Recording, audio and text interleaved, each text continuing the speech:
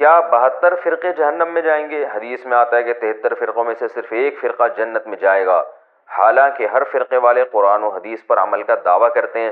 اس بارے میں رہنمائی فرمائیں۔ محمد معیز خان، بنگلور، انڈیا سے۔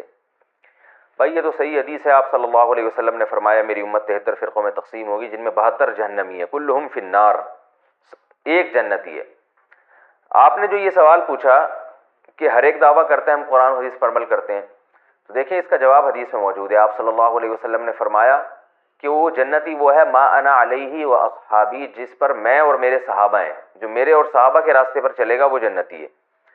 تو یہ اشکال کہ ہر ایک قرآن و حدیث کا دعویٰ کرتا ہے، تو دیکھیں اسی وجہ سے نبی نے یہ نہیں فرمایا کہ وہ ایک جنتی وہ ہوگا جو قرآن و حدیث کا دعویٰ کرے گا یا قرآن و حدیث کا لیبل لگا کے کام کرے گا۔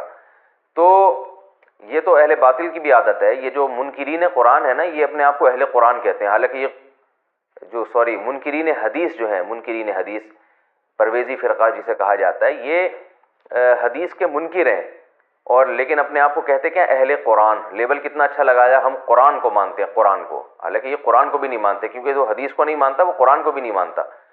تو لیبل کافی نہیں ہے۔ آپ صلی اللہ علیہ وسلم نے فرمایا جس پر میں اور میرے صحابہ تھے۔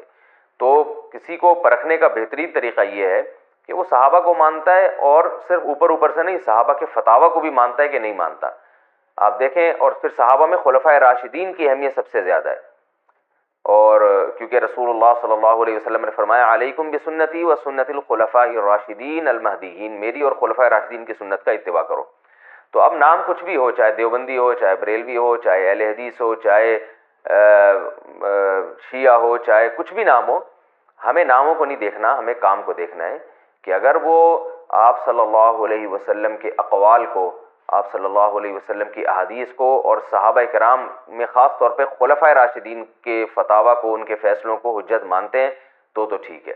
ہاں یہ ضرور ہے، بعض دفعہ حدیث کی تشریح میں اختلاف ہوتا ہے، آپ صلی اللہ علیہ وسلم سے ایک ہی موضوع کے متعلق دو مختلف روایات منقول ہوتی ہیں، یا حدیث کی صحیح اور ضعیف ہونے میں اختلاف ہو جاتا ہے، تو ایسی صورت میں پھر فقہا کو فالو کیا جائے گا، ائمہ اربعہ کو فالو کیا جائے گا۔ وجہ اس کی ہے کہ وہ ان کی سمجھ ہماری سمجھ سے زیادہ تھی، تو حدیث کو تو فالو کیا جائے گا، لیکن حدیث کو ایک اپنی رائے کے مطابق فالو کرنا ہوتا ہے، ایک مجتہدین کی رہنمائی میں فالو کرنا ہوتا ہے۔ تو ہماری رائے یہ ہے کہ مجتہدین کی رہنمائی میں فالو کیا جائے، اس سے آپ حدیث کے قریب زیادہ پہنچتے ہیں۔ لیکن بہرحال جو بھی قرآن و حدیث کو فالو کر رہا ہے اور صحابہ کرام کو درست سمجھتا ہے، ان کے فتاویٰ کو حجت سمجھتا ہے، تو وہ اہل سنت والجماعت میں داخل ہے، اور وہ انشاءاللہ جنتی ہے، چاہے وہ کسی بھی لیول سے کام کر رہا ہو۔